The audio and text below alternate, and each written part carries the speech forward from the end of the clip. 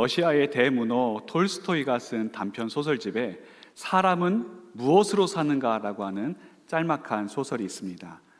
여기에 보면 사람을 살게 하는 힘이 무엇인가를 잘 말해주고 있습니다. 사람은 많은 돈으로 사는 것이 아닙니다. 또 사람은 살기 좋은 환경이 다 갖춰져 있다고 해서 그것으로 살아가는 것이 아닙니다. 사람은 서로 사랑을 주고 나누면서 사랑으로 살아가는 존재임을 이 소설은 잘 나타내주고 있습니다. 그렇습니다, 여러분. 사람은 사랑 없이는 살 수가 없습니다. 사람을 사람답게 하는 것, 그리고 사람으로 하여금 정말 이 땅 가운데 뜻있고 또 하나님의 귀한 은혜 가운데 살 수 있게 하는 것, 그 모든 것이 다 이 사랑 안에 담겨져 있습니다. 간혹가다 이제 뉴스를 통해서 안타까운 소식을 접하게 되는 것 중에 하나가 스스로 목숨을 이제 내어놓는 그런 뉴스를 접할 때가 있습니다. 여러 가지 사연들도 많고 다양한 이유들이 있지만 공통적인 것이 있습니다. 그것이 무엇이냐면 그분들은 삶에서 사랑의 단절을 겪고 있었고 사랑의 부재를 경험하고 있었다라고 하는 것입니다. 그분들에게 조금이나마 사랑이 더 주어졌었더라면, 그들이 사랑에 대해서 조금 더 많은 것을 얻었었더라면 그분들은 그런 극단적인 선택을 안 했을지도 모릅니다. 그만큼 이 사랑이라고 하는 것이 우리 삶에 있어서 중요한 요소가 됩니다. 그래서 사람들은 누구나 사랑을 받기를 원하고 또 사랑을 나누면서 누리면서 살아가기를 원하는데, 그러다 보면 우리가 맞닥뜨리게 되는 문제점이 하나 있습니다. 그 사랑을 어디에서 얻을 것인가, 그리고 그 사랑을 어떻게 얻을 것인가 하는 그 부분입니다. 오늘 성경에 나오는 이 본문은 예수님께서 40일간 금식하신 후에 사탄에게 3가지 시험을 받으신 그 내용입니다. 오늘부터 앞으로 3주간 예수님께서 받으신 이 3가지 시험에 대해서 말씀을 나눌 텐데, 그 첫 번째 시험이 오늘 본문에 나오는 시험입니다. 오늘 말씀에서 사탄이 예수님을 무엇으로 시험을 합니까? 돌로 떡을 만들어 보아라. 사실 이 사탄은 굉장히 머리가 좋습니다. 왜냐하면 이 돌로 떡을 만들라라고 하는 시험이 예수님께는 가장 정확한 시기적절한 타이밍이기 때문입니다. 인간을 입고 이 땅에 오신, 육신을 입으신 예수님께서 40일간 금식기도 하셨습니다. 얼마나 배가 고프셨고 얼마나 굶주리셨겠습니까? 가장 필요한 것, 예수님에게 지금 가장 필요한 것은 떡과 물 아니겠습니까? 그러니까 먹을 음식, 이것을 내가 만들어 보아라. 지금 사탄이 그것을 이야기하고 있습니다. 여러분, 예수님께서 계신 곳이 어디입니까? 광야입니다. 광야는 먹을 것이 없는 곳입니다. 있는 먹을 것도 아껴서 먹어야 되는 그런 곳이 광야이고, 그 누구도 예수님께 음식을 주거나 또 어디서 음식을 구할 수 없는 곳이 바로 이 광야입니다. 그러니 예수님께서 능력이 없으시면 모르겠지만 충분한 능력이 있으신데 얼마든지 떡을, 음식을 구하실 수 있는 건 아니겠습니까? 광야에 사람은 없고 또 먹을 것은 없지만 사방에 널려 있는 것들이 있습니다.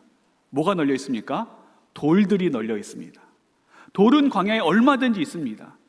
그러니 예수님께서 그 돌들 중에 몇 개만 떡덩이가 되게 만드셔서 그것을 잡수시면 굳이 어디 가서 힘들게 음식을 구하실 필요도 없고 또 누구에게 음식을 부탁할 필요도 없이 그 자리에서 즉각적으로 이 문제가 해결되는 것입니다. 그러니 사탄이 예수님에게 시험한 이 시험의 내용은 참으로 타당하면서 이성적이고 합리적인 이야기를 예수님께 던지고 있는 것입니다. 그러나 예수님께서 그 사탄의 시험을 거절하셨습니다. 그리고 오늘 4절에 이렇게 말씀을 하십니다. 예수께서 대답하여 이르시되 기록되었으되 사람이 떡으로만 살 것이 아니요 하나님의 입으로부터 나오는 모든 말씀으로 살 것이니라 하였느니라. 우리 주님께서 왜 돌들을 가지고 떡덩이가 되게 만들지 않으셨는가? 그리고 사탄은 왜 하필 이 돌로 떡을 만드는 문제를 가지고 예수님을 시험했는가? 이것이 오늘 본문을 통해서 우리가 깨달아야 되는 중요한 메시지입니다. 여러분, 우리가 사람이 사는 것을 보면 눈에 보이는 것이 있고 눈에 보이지 않는 것이 있습니다. 눈에 보이는 것과 눈에 보이지 않는 것 중에 어떤 것이 더 중요합니까? 눈에 보이지 않는 것이 더 중요합니다. 그런데 지금 우리가 살고 있는 이 시대는 눈에 보이는 것에 집중하고 눈에 보이는 것에 열광하는 시대입니다. 음식 같은 것도 옛날에는 맛이 있으면 괜찮았는데 요즘은 맛 가지고는 안 됩니다. 어떻게 이 음식을 잘 플레이팅 할 것인지, 그 플레이팅 기술도 사람들에게 아주 중요한 요소로 작용을 하고 있습니다. 선물 같은 것도 마찬가지 아니겠습니까? 선물을 보면 포장지는 화려하고 또 포장지는 대단한데 그 안에 들어있는 선물을 보면 별것 없는 경우가 참 많이 있죠. 그럼에도 불구하고 사람들은 포장지와 또 이 선물을 포장하는 것에 참 많은 노력을 들입니다. 왜냐? 그것이 사람들의 눈에 좋아 보이기 때문입니다.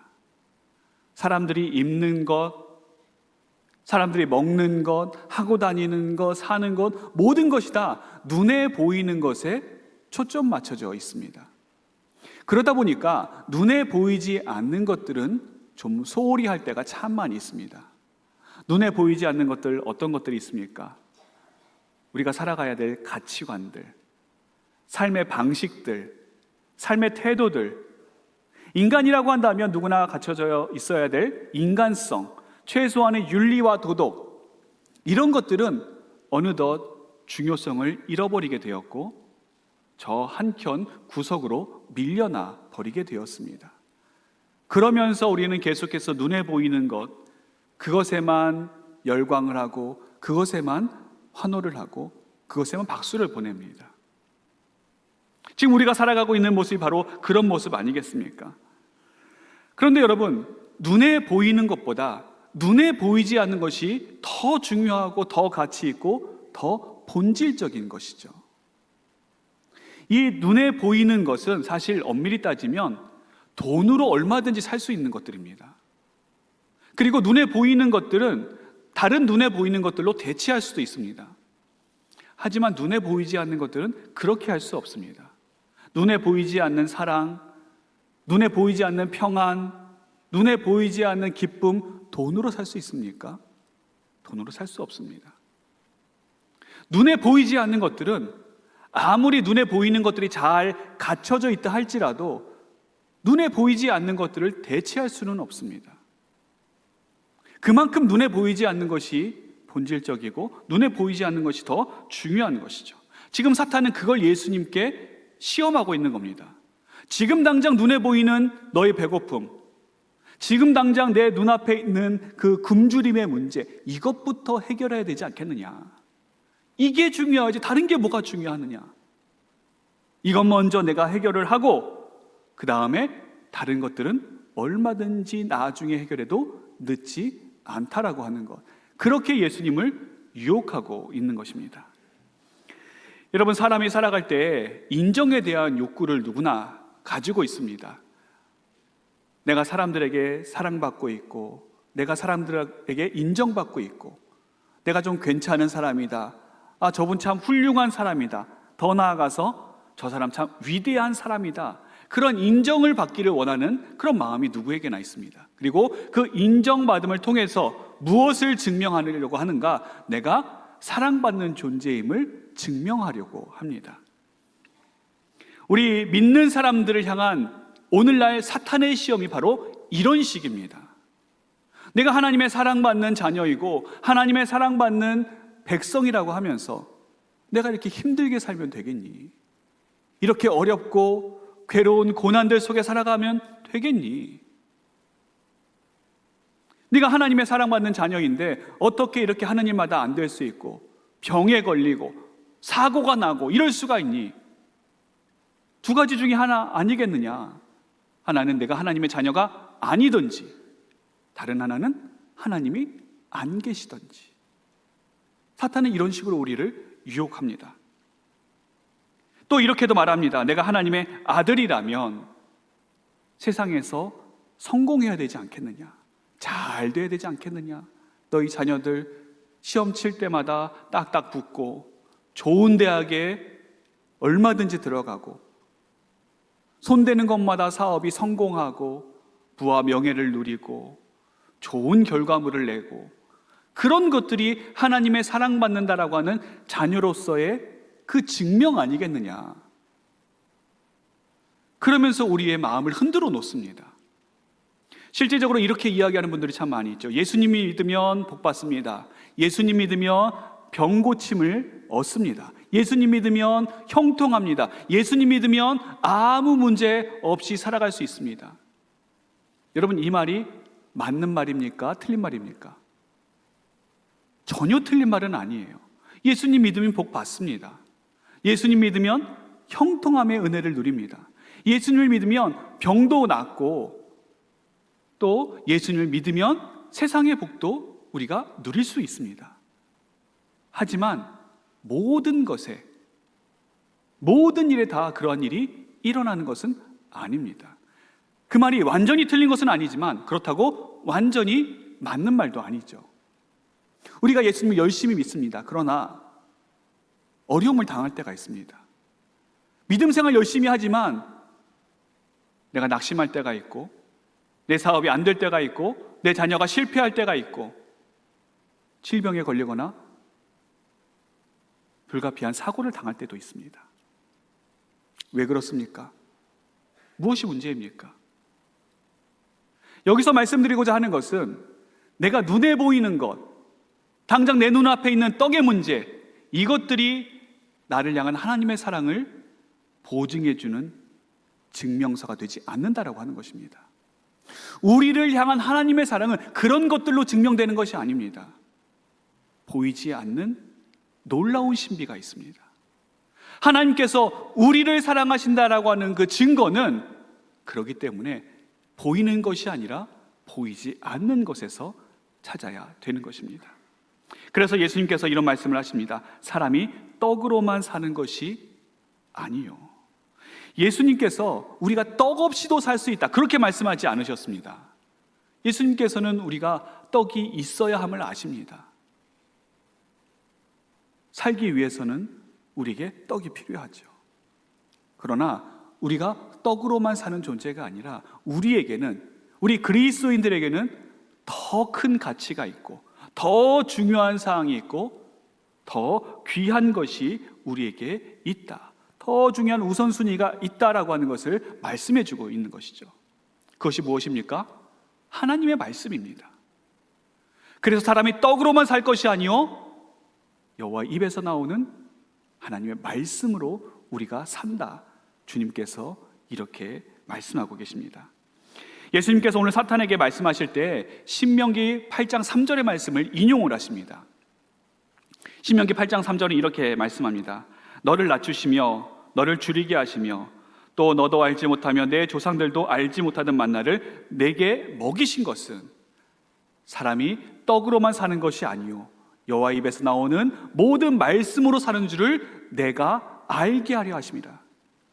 이 말씀은 모세가 이제 출애굽 2세대들, 출애굽 1세대들은 이미 광야에서 40년 생활하면서 다 죽었습니다. 그리고 나머지 2세대들이 이제 하나님께서 약속하신 가나안 땅에 들어가기, 입성하기 전에 모압 광야에서 이들을 모아놓고 하나님께서 너희들에게 어떤 계획을 가지고 계시는지, 그리고 앞으로 하나님을 우리가 어떻게 섬겨야 되는지를 모세가 여기서 이야기하고 있는 그 도중에 이 만나에 대한 이야기를 하는 겁니다. 너희 부모들이 먹었고 너희들도 맛보았던 그 만나를 하나님께서 우리에게 왜 주셨는가 하는 것이죠. 하나님께서 이스라엘 백성들에게 만나를 언제 주셨습니까? 이들이 먹을 것이 없다고 하나님께 원망하고 불평하고 모세에게 따지고 들 때에 하나님께서 이스라엘 백성들에게 만나를 주셨습니다. 그러면 이 만나가 하나님께서 이스라엘 백성들에게 주신 이유가 무엇입니까? 이거 먹고 더 이상 불평하지 말아라, 이거 먹고 너희 배고픔을 문제를 해결해라, 그런 것이 아니라 너희는 지금 배고픔의 문제, 떡의 문제, 여기에만 시선이 고정되어 있다. 사람은 떡으로 사는 사람이 아니라, 존재가 아니라 하나님의 말씀으로 사는 존재다.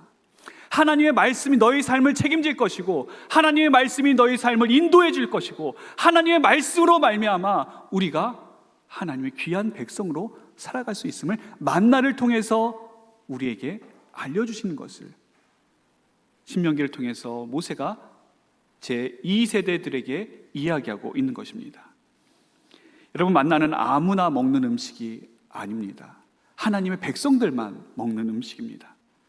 그래서 이 만나는 하나님께서 하나님의 백성들에게만 먹이는 음식이기 때문에 그 하나님 백성들에게만 주시는 그 음식, 정말 우리가 정말 먹어야 되고, 정말 영양분 삼아야 되고, 정말 우리가 간직해야 될 영적인 음식, 하나님의 말씀, 그것을 계속해서 우리 삶에 공급해 주신다라고 하는 그 상징으로 만나를 이스라엘 백성들에게 주신 것입니다. 여러분, 사람은 떡으로만 사는 존재가 아닙니다. 떡으로만 사는 존재, 먹을 것을 위해서 사는 존재는 동물입니다. 동물들은 생존이 중요하기 때문에 어떻게 해서든지 먹는 것이 중요하고, 먹는 것에 삶의 모든 목적이 가 있습니다. 그러나 우리 사람은 하나님의 형상으로 지음을 받았기 때문에 먹는 것이 우리 삶의 목적이 아닙니다. 먹기 위해 이 세상에 태어난 것이 아니고, 음식을 위해서 우리가 살아가는 자들이 아니라 우리를 향한 하나님의 말씀, 우리를 향한 하나님의 계획, 우리를 향한 하나님의 뜻이 있음을 우리가 결코 잊어서는 안 되는 것입니다. 그렇기 때문에 우리에게 보다 더 중요한 것은, 음식도 중요하지만, 눈에 보이는 것도 중요하지만, 그것보다 더 필요하고 더 중요한 것은 하나님의 말씀인 것입니다. 하나님의 말씀에는 무엇이 담겨져 있습니까? 우리를 향한 하나님의 마음이 담겨져 있습니다. 우리가 어떻게 살기를 원하시는지 하나님의 뜻이 거기에 담겨져 있고, 또 우리에게 맡겨주신 귀한 사명이 하나님의 말씀에 담겨져 있습니다. 예수님께서 이 땅에 오신 것은 하나님의 뜻을 행하시기 위해 오셨습니다.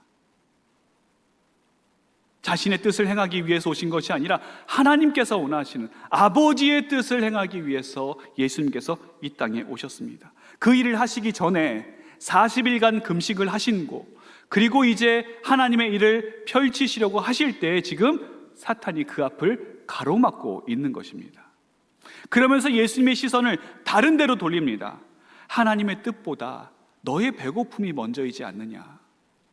하나님의 뜻도 내가 먼저 살아야 너의 배고픔의 문제, 눈에 보이는 그 문제가 먼저 해결되어야 그 다음 하나님의 뜻을 할 수 있지 않겠느냐. 또 이런 의미도 있습니다. 돌로 떡을 만들 수 있는 능력이 너에게 있는데 왜 그 능력을 꼭 하나님을 위해서만 사용하려고 하느냐. 얼마든지 너를 위해서도 쓸 수 있고, 너의 가정을 위해서도 쓸 수 있고, 너의 자녀를 위해서도 쓸 수 있고, 너의 소원과 너의 성공과 너의 세상의 쾌락과 만족을 위해서 얼마든지 너의 능력을 사용할 수 있는데 꼭 하나님을 위해서, 하나님을 위를 위해서만 그 능력을 사용한다라고 하는 것은 너무 아깝지 않느냐. 오늘 우리에게 던지는 그 시험의 소리와 유혹의 소리와 마찬가지 아니겠습니까? 그러나 우리 주님은 단호하게 거부하십니다. 아니, 하나님의 말씀이 떡보다 먼저다. 나의 뜻보다 하나님의 뜻을 행하는 것이 나에게 먼저다. 우리 주님께서 말씀을 하시는 것입니다. 예수님께 있어서 떡보다 중요한 것은 하나님의 말씀이었습니다. 그리고 그 말씀에 담긴 하나님의 뜻을 이루는 것이 예수님께 가장 중요한 우선순위였습니다. 여러분, 예수님을 향한 하나님의 궁극적인 뜻이 무엇입니까? 우리 죄를 위해서 십자가를 지시는 것입니다. 예수님께서 십자가를 지시는 것이 하나님의 뜻이고, 구약에 미리 예언하신 그 예언의 말씀이 바로 예수님께서 십자가를 통해서 우리를 구원하신다는 그 내용입니다. 사탄은 그걸 방해하려고 한 것입니다. 인류 구원 자체를 방해하는 게 아니에요. 인류 구원하는 거 좋다. 그런데 꼭 그 방법이 십자가일 필요가 있겠느냐. 떡을 통해서, 세상의 성공을 통해서, 세상의 만족을 통해서, 세상 사람들이 좋아하고 세상 사람들이 열광하는 그 입에 뭔가 넣어줌으로 말미암아 그것을 통해서 사람들을 구원하고 인류를 구원하는 것이 훨씬 더 좋지 않겠느냐. 그래야 사람들이 너를 좋아하고, 그래야 사람들에게 칭송받고 인정받고, 그래야 사람들이 너를 이분이 하나님께서 우리를 위해서 이 땅에 보내주신 구세주시구나, 그래야 알지 않겠느냐. 지금 사탄이 그 이야기를 예수님께 하고 있는 것입니다. 다른 건 다 되지만, 다른 방식으로는 다 되지만 십자가만은 안 된다. 십자가만은 피해라. 십자가만은 결코 이루어져서는 안 된다. 하지만 여러분, 십자가 없는 구원은 없습니다. 십자가 없는 생명도 없고 십자가 없는 영광도 없습니다.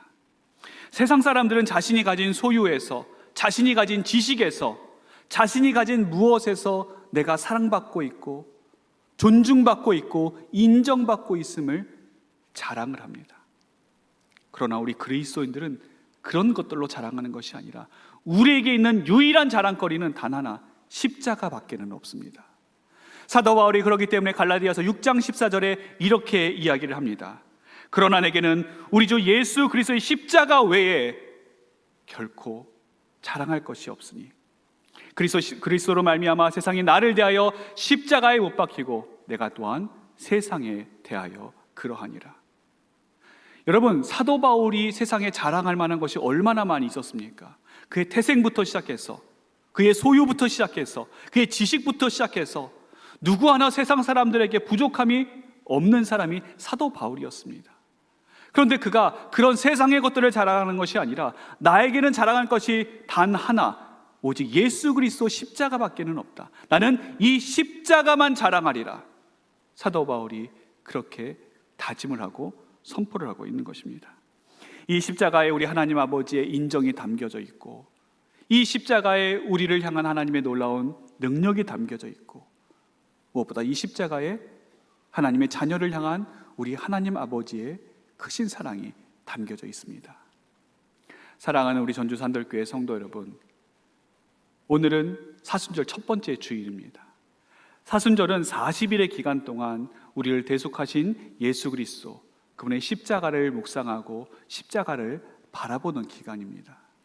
이 기간 가운데 우리가 결코 잊어서는 안 될 가장 중요한 사실이 하나 있습니다. 그리스도인은 무엇으로 사는가? 십자가로 살아간다라고 하는 것입니다. 아니, 우리가 십자가로 사는 것 이상으로 십자가가 우리를 살게 합니다. 죄인으로서 하나님 앞에 설 수 없는 우리가 어떻게 하나님 앞에 당당하게 나아갈 수 있습니까? 예수 그리스도 십자가, 그 십자가로 말미암은 그리스도의 의가 아니고서는 우리가 어떻게 하나님 앞에 설 수가 있겠습니까? 하루에도 12번씩 쓰러지고 넘어지는 연약한 우리가 어떻게 이 세상 가운데 악한 세력에 삼켜지지 않고 살아갈 수가 있겠습니까? 그것은 오직 십자가의 능력, 우리에게 부어주시는 그 십자가의 능력으로 말미암아 우리가 오늘도 새롭게 변화된 존재로 다시 일어설 수 있는 것입니다. 때로 우리가 믿음이 연약해질 때가 있고 신앙이 흔들릴 때가 있고 하나님에 대한 말씀에 대한 주님에 대한 의심의 마음이 들 때가 있습니다. 그럴 때 우리를 굳게 붙잡아 주는 것은 다른 것이 아니라 예수 그리스도의 십자가입니다. 그 십자가가 우리에게 오기 위해서, 그 십자가를 위해서 우리 주님께서 이 땅에 오셨고 그 십자가를 지신 것입니다. 그리스도인은 무엇으로 살아갑니까? 떡으로 사는 자들이 아닙니다. 살아계신 하나님의 말씀으로 사는 자들입니다. 그 말씀에는 무엇이 담겨져 있습니까? 하나님의 뜻이 담겨져 있습니다. 예수님께서는 그 하나님의 뜻을 행하시기 위해서 이 땅에 오셨고 십자가를 지셨습니다. 그러므로 궁극적으로 우리가 살아가야 될 삶의 목표는 예수 그리스도 십자가입니다. 그 십자가가 우리의 놀라운 능력이고 그 십자가가 우리에게 새로운 생명을 주는 것이고 그 십자가의 능력이 우리를 새롭게 변화시키는 것입니다. 이 사순절 기간 동안 다른 것이 아니라 우리 주님의 십자가의 은혜를 의지하고 우리 각자의 삶 가운데 능력으로 역사하시는 그 십자가를 바라보며 살아가는 우리 전주산돌의 모든 성도들 되시기를 주님의 이름으로 축원합니다.